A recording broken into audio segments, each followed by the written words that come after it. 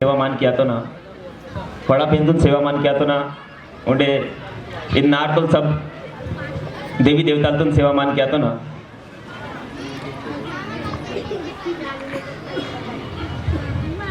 पहली बार हिंदी में मैं बोलना चाहूँगा थोड़ा, क्योंकि गोंडी उतनी अच्छी आती नहीं है मुझे, क्षमा चाहूँगा इसके लिए।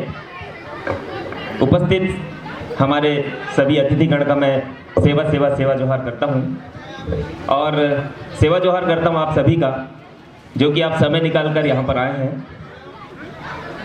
और हमको ये नहीं सोचना है कि भीड़ कम है, सबसे पहली बात, क्योंकि मैं जीएसयू के लिए काम करता हूँ और जीएसयू एक माध्यम है, मैं अपने समाज के लिए काम करना चाहता हूँ।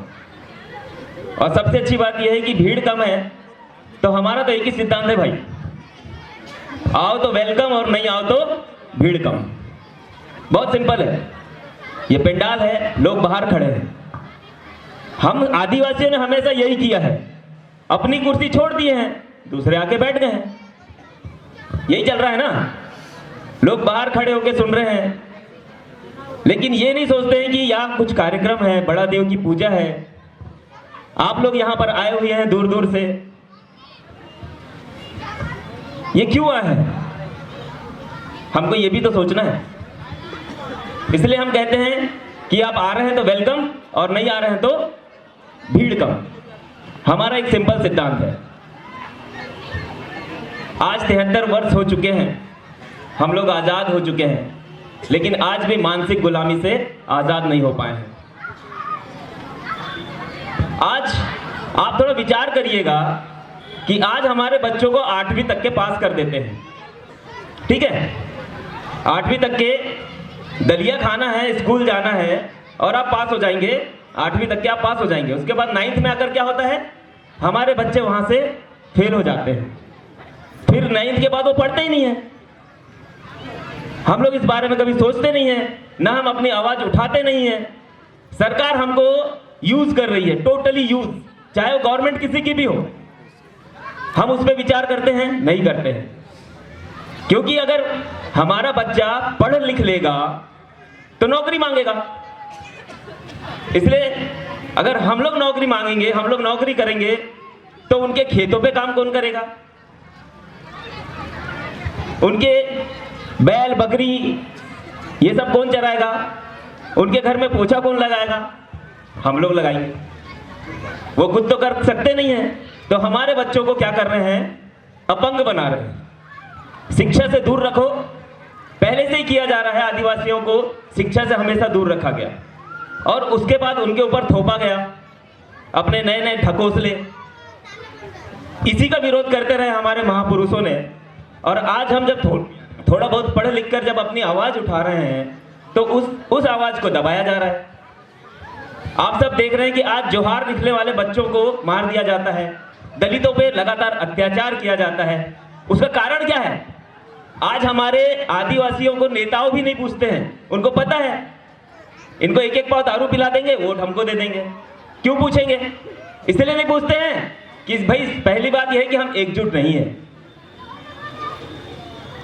आज मैं कटंगझरी में यहाँ पे घूमा, मुझे बहुत अच्छा लगा, दादा ने मुझे बुलाया। एक्चुअली मैं छोटी छोटी मांदियाँ करना पसंद करता हूँ, मैं बहुत बड़े बड़े सम्मेलन जाना मुझे पसंद नहीं है, न ही मैं वहाँ पे वक्तव्य देना पसंद करता हूँ। मुझे अच्छा लगता है कि 2 लोग हो लेकिन सुनने वाले हो, समझने वाले हो, हेलो, जिनके दिल में एक कमान, आदिवासी एक समान है। क्या बोलने से होता है कि नहीं नजर आ रहा है क्या? सीरियसली है क्या हम लोग एक समान, मानते हैं हम एक दूसरे को एक समान? ये सोचने वाली बात है। छोटी छोटी बातों में लड़ाई करके बैठे हुए हैं। वो बोल रहा है वो प्रधान है, प्रधान बोल रहा है वो गोंड है। अरे गोंड में भी ये बोल रहे हैं कि वो राजगोंड है, तू छोटा गोंड है, तू फलाना है, ढिमका है। हम कहां से एक समान है? जैसे मोदी जी ने एक नारा दिया था, अच्छे दिन आएंगे, नहीं आए ना, वैसे ही है, सेम टू सेम, कि एक तीर एक कमान और सारे आदिवासी एक समान। भैया बोलने से नहीं होगा, जुमलेबाजी करने से नहीं होगा, हमको अपने आप को बदलना होगा। आज जब रैली में थे, अगर यहाँ नाचा पार्टी होता तो ये जगह नहीं रहती यहाँ बैठने के लिए। अगर अगर दादा एक आध यहाँ पर छत्तीसगढ़ी कार्यक्रम रख देते तो जगह नहीं होती। और इसीलिए मैं कहता हूँ कि जितने आप लोग यहाँ पर आए हैं, आप लोगों का बहुत बहुत धन्यवाद। मैं आपको सबको दिल से धन्यवाद करता हूँ कि आप लोग समय निकाल कर इतनी ठंड में भी यहाँ पर बैठे हुए हैं। लेकिन गलती हमारी ये है कि हमारे यहाँ पर जब भी कोई वक्तव्य होता है तो उसको सुनते कम है, लेकिन जैसे ही कोई डांस शुरू हो जाता है सारे के सारे आ जाते हैं। रीज़न यही है कि जो हमारे वक्ता देने वाले जो हमारे जो कार्यकर्ता हैं, जो जमीन स्तर से काम करके यहाँ पे स्टेज तक पहुँचे हैं, ये डायरेक्टली ऐसे ही नहीं आ गए हैं। इन्होंने बहुत सारा समय दिया है समाज के लिए, बहुत सारा काम किया है, बहुत सारे लोगों की मदद इन्होंने की है, बहुत सारे लोगों को इन्होंने एक रास्ता दिखाया है, तब जाकर आज यहाँ पर स्टेज में पहुँचे हैं। और हमारा क्या दायित्व बनता है, हम एक कान से सुनते हैं, दूसरे कान से निकाल देते हैं। एक बार एक दादा ने मुझे एक कहानी सुनाए थे, मैं आप लोगों को सुनाना चाहता हूँ। छोटी सी बात है।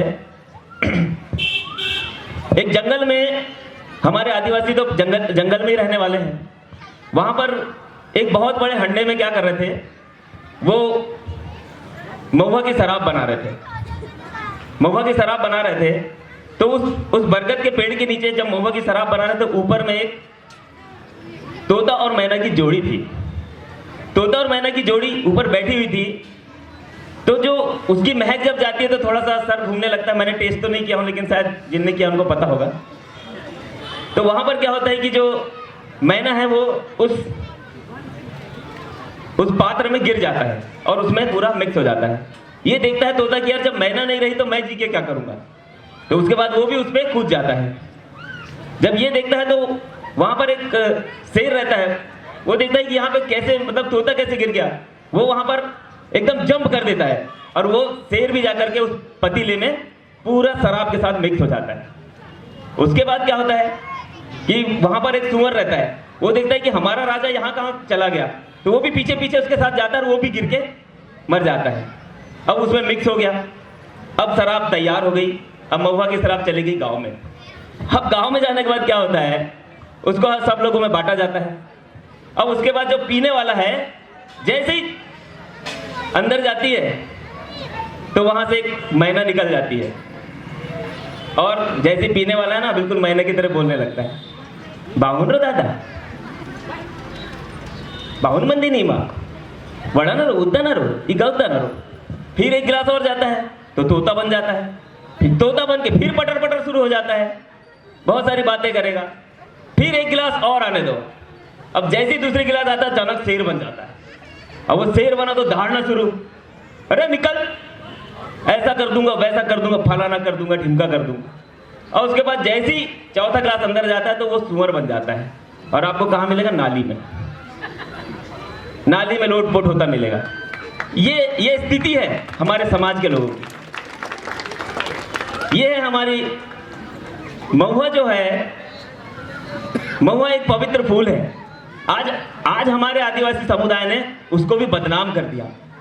जब जंगल में रहने वाले लोग, जब हम लोग पुराने जमाने में जंगल में रहते थे तो उस महुए ने हमारे लोगों को खाना दिया, उसको खा करके जीते थे।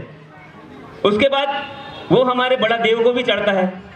लेकिन हमने क्या दिया उस महुआ को? आज कोई भी क्या बोलता है, मजाक में बोलता है कि महुआ की पीकर आए क्या। जिसने हमें जीवन दिया, जिसने हमें सम्मान दिया, आज ये पीला गमछा हम लगा रहे हैं। आपको समझ में आता है कि हम पीला ही यूज क्यों करते हैं? ये एक बड़ी कहानी है कि पीला ही क्यों यूज करते हैं। लेकिन मैं ज्यादा समय नहीं लूंगा, इसलिए ये सब बातें नहीं कहूंगा। बस मैं ये कहता हूं कि अगर आप यहां से कुछ सीख कर जाते हैं, कुछ समझते हैं, तो उसको अपने तक न रखें, अपने लोगों तक पहुंचाएं। अपने बच्चों को ज़्यादा से ज़्यादा ऐसे कार्यक्रमों में लाएं, उनको हमारी संस्कृति के बारे में बताएं। अभी हम लोग यहाँ रेला कर रहे थे, कुछ बच्चे कर रहे थे, बाकी लोग नहीं कर रहे थे। बाकी मात्र शक्तियाँ, बाकी बच्चे, बाकी लड़के बाहर से देख रहे हैं। आपको बताऊं तो यही रेला हमारी संस्कृति है और इसकी कॉपी कर करके गरबा करने लग गए हैं लोग। आप जानते हैं ना गरबा क्या होता है?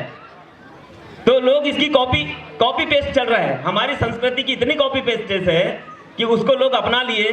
जैसे आज ये हम लोग सम्मेलन कर रहे हैं, ये सम्मेलन बहुत पहले होते थे। मैं उपवा का रहने वाला हूँ, वहाँ पर अंग्रेजों का एक बहुत अच्छा बनाया हुआ बंगला है। वहाँ पे उन लोग का राज था और वहाँ पे माइनिंग एरिया भी है, आपके साथ करमसरा में भी है। तो वहाँ पे इसी तरह से लोगों को इकट्ठा करके सम्मेलन कर करके लोगों को जागरूक करने का काम हमारे महापुरुषों ने किया था, हमारे आदिवासी नेताओं ने किया था। तो उसी टाइप से ये जो सम्मेलन है, जैसे मड़मिंग सम्मेलन है, ये सब हम लोगों ने पहले किया था, इसको लोगों ने भी अपना लिया। जाति धर्म के सम्मेलन होने लग गए हैं। तो जितनी भी संस्कृति है हम आदिवासियों की देन है, लेकिन आज हम आदिवासी किस दिशा में चल रहे हैं, हम कहाँ जा रहे हैं, हमारा कोई ठिकाना नहीं है। मैं ज़्यादा देवधामी के बारे में नहीं जानता, लेकिन मैं इतना जानता हूँ कि आज हमारा समाज जिस तरह से पीछे जा रहा है और भी पीछे जा रहा है, एक तो शिक्षा की कमी है और दूसरा है रोजगार से जब तक हमारे लड़के नहीं जुड़ेंगे तब तक के कुछ नहीं हो सकता। क्योंकि रोजगार ही एक ऐसी शक्ति है जहां लोग सिर्फ नौकर बनने का प्रयास करते हैं, जबकि सब जानते हैं कि हमारे गोंड राजा थे, हम जन्म से राजा है, राजा महाराजा के बच्चे हैं, लेकिन आज नौकर बन के रह गए। किसी के खेत में काम कर रहे हैं, किसी के घर में काम कर रहे हैं, लेकिन खुद का व्यवसाय करने के लिए पता नहीं क्यों डरते हैं। और जब तक कि हम खुद के व्यवसाय में नहीं आगे जाएंगे, जब तक कि खुद हमारे माँ बाप हमको आगे नहीं भेजेंगे, थोड़ी रिस्क लेने में क्या प्रॉब्लम है। अगर किसी बच्चे को आपने 50,000 1 लाख रुपए देके अपने बच्चे को किसी व्यवसाय से जोड़ देंगे तो वो कम से कम हैदराबाद और यहाँ नागपुर कमाने तो नहीं जाएगा। और मैं कहता हूँ अगर आप जब बीमार होते हैं तो 50,000 5 लाख रुपए भी आप डॉक्टर को ले जाके दे देते हैं। कोई पुलिस केस हो जाता है तो उसमें भी आप लाखों रुपए यहाँ वहाँ से करके पुलिस वालों को दे देते हैं, लेकिन अपने बच्चे को नहीं देते हैं कि वो रोजगार में आए और कुछ करे। तो मेरा सगा समाज के सभी लोगों से मेरा अनुरोध है कि व्यवसाय से जोड़ें अपने बच्चों को और उनका भविष्य को अच्छा बनाने का कष्ट करें। बहुत बहुत धन्यवाद। जय सेवा जय जोहार। मेरी कोई बात बुरी लगी हो तो मैं माफ़ी चाहता हूँ। जय